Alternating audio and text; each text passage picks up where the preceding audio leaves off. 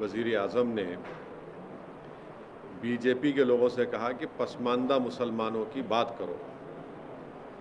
अब बीजेपी की और प्रधानमंत्री की वो बात बिल्कुल झूठ पर बनी थी, वो सच्चाई नहीं थी उसमें।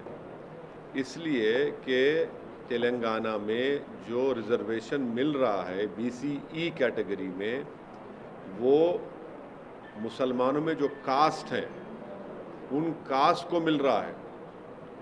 और पीएस कृष्णन की रिपोर्ट बनाई गई, उसको उस वक्त के आंध्र प्रदेश के ओबीसी कमीशन ने अपनी रिपोर्ट बनाई, उसको एक्सेप्ट किया और उसके बाद ये 4% रिजर्वेशन मिल रहा है जिसको सुप्रीम कोर्ट के स्टे पे चल रहा है।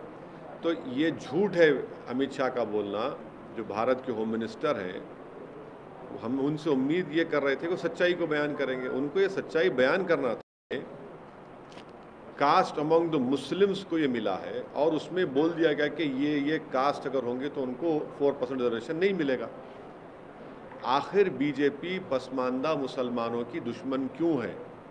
आखिर क्यों बीजेपी, अमित शाह और प्रधानमंत्री जो मुसलमानों में पसमानदा मुसलमान, जो डॉक्टर, इंजीनियर, स्कूल के टीचर्स बन रहे हैं, नर्सेज बन रहे हैं, स्टेट पब्लिक सर्विस कमीशन में तेलंगाना में जा रहे हैं, उनसे इतनी नफरत क्यों है?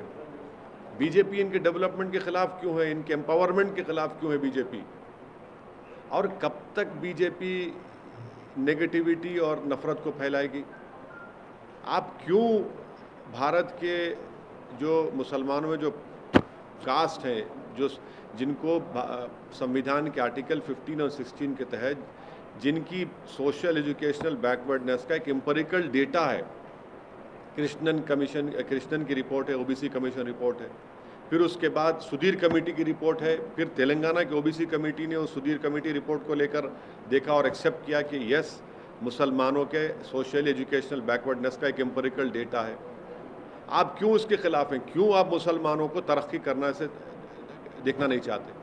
अगर उनके बच्चे डॉक्टर, इंजीनियर बन रहे हैं, स्टेट पब्लिक कमीशन में होम मिनिस्टर से और भारत के प्रधानमंत्री से पूछना चाह रहे हैं कि तेलंगाना की असेंबली में एक रेजोल्यूशन पास हुआ था जिसमें यह कहा गया था कि तेलंगाना के शेड्यूल्ड ट्राइब का रिजर्वेशन 6% से 9% कर दिया जाए।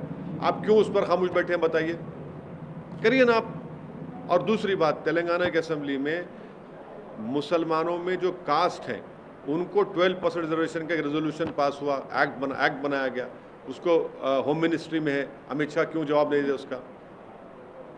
और आपने कर्नाटका में निकाल दिया, सुप्रीम कोर्ट ने क्या कहा अभी तक वो नहीं जानती क्या बीजेपी?